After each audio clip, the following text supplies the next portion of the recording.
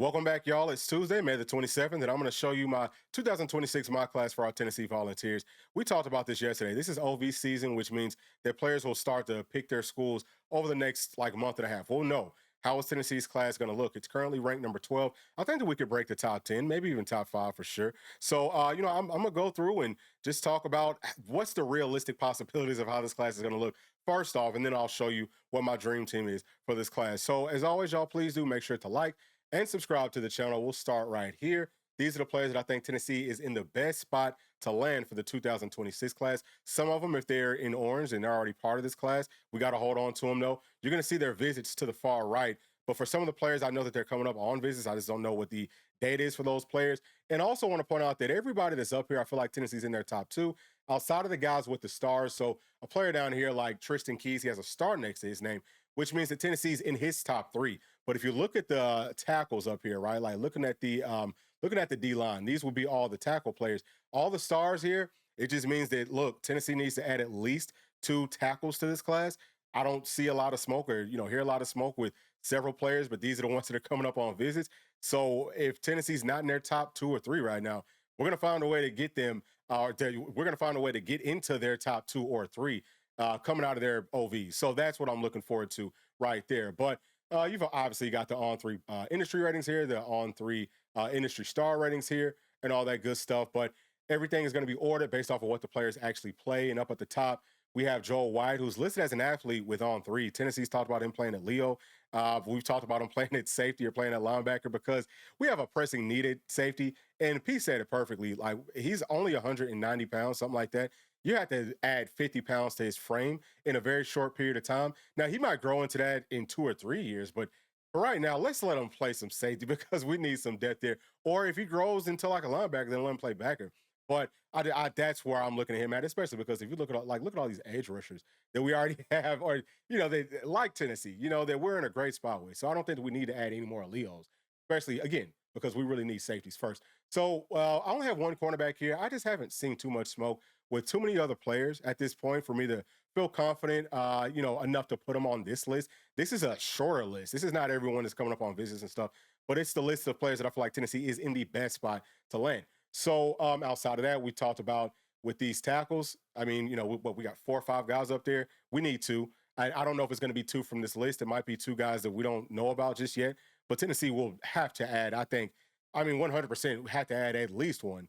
But you're probably going to be better suited to add 2, maybe even 3, because our tackle room is just so young, y'all. It's really talented, but it's very young, so you need that depth, and that is a critical role on a football team. It doesn't get talked about that much, but that one's big. So we'll see how that plays out. And then we got edge rushers, where I talked about that, plenty of them there. Then we've got the offensive line. These will be guards and centers here, these 3. So I think that Carr loves Tennessee. Brandon Anderson, I think he's going to come back to Tennessee. And actually, I think that there was like a crystal ball put in for Tennessee to end up landing him one more time, for one final time. But then we have Darius Gray, number 1 rated, guard or center in the entire country. Tennessee was in his top 2 earlier. He started to take some OVs. I don't know where we're at this point, but I know that he really liked us, and we're going to do our best on the 7th coming up to, make sure that we are his number 1 program.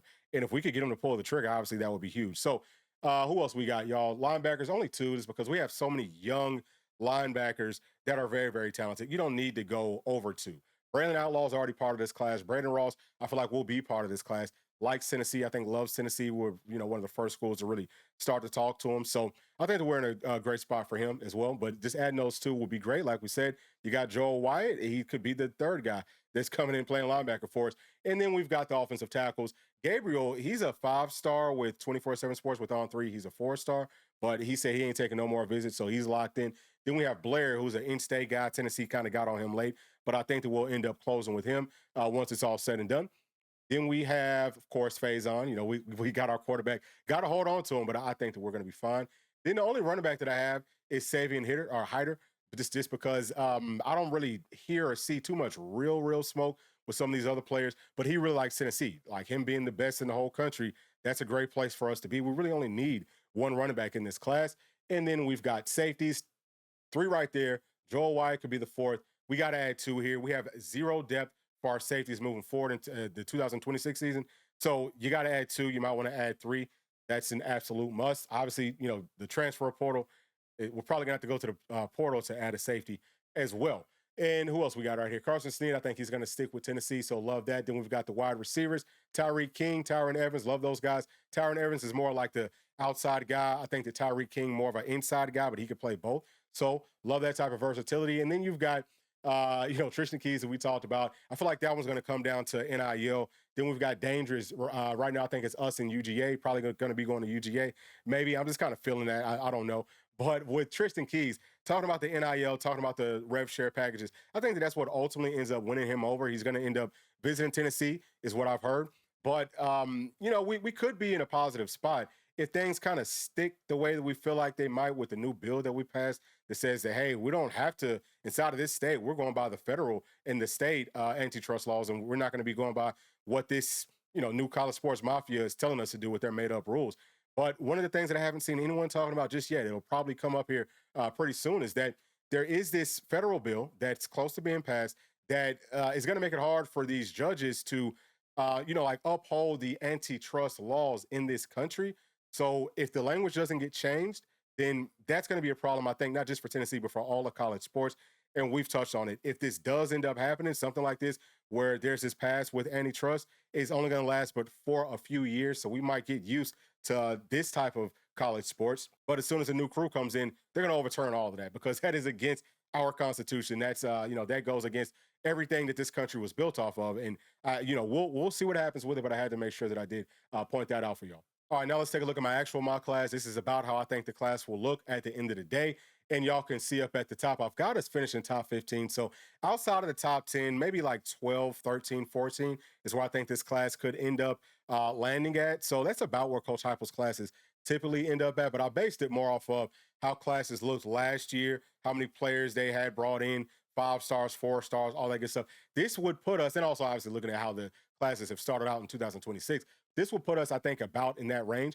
But coming on down here, did we hit on all the needs, right? Did we hit on everything that we needed for this team? You don't see any tackles. And that's because, like I said, I don't know what tackles are we in a great spot for that we know about. There aren't any. So that would be a huge problem. Like, that would be a huge fail for this class. Now, I do think that we're going to add somebody, whether that's a 3-star, 2-star, whatever. You got to add at least one player from the high school ranks to your tackle room in this class. And it would be best if you could add 2. So we'll see how things play out from that perspective. But everywhere else, I think that we're in a pretty good spot. We'd love to add one more wide out. I think that we would need that.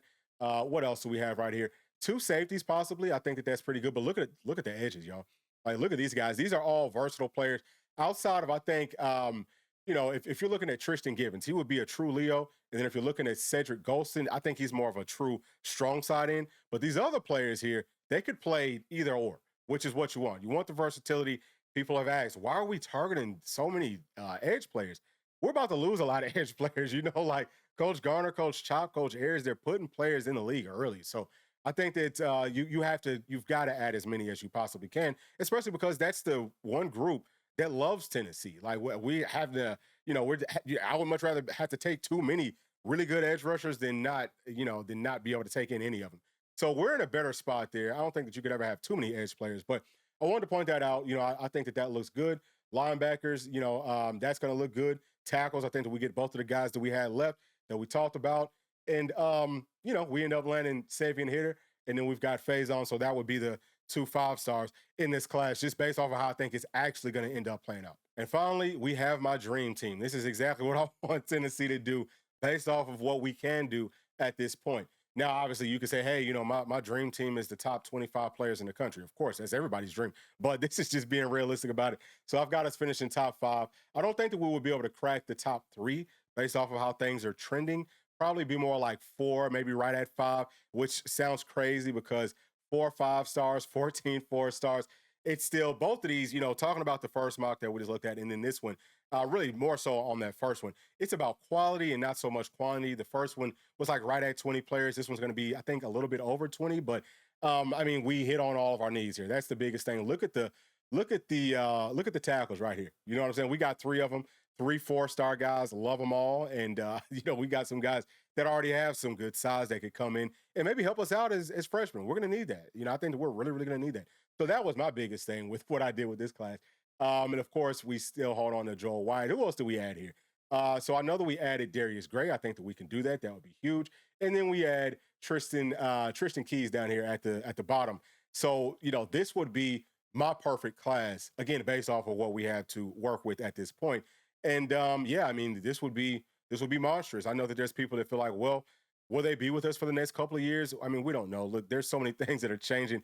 There is no telling, but you have got to at least feel like we did a good job of closing out on what we needed, and whatever happens after that is that's just what happens. But it could end up these guys might be locked in. So you always want to go to the high school ranks first and get the players that your team really needs and really values. So we'll see, man. Who are the best coaches at closing on this staff? We know about the D line; all those guys get it.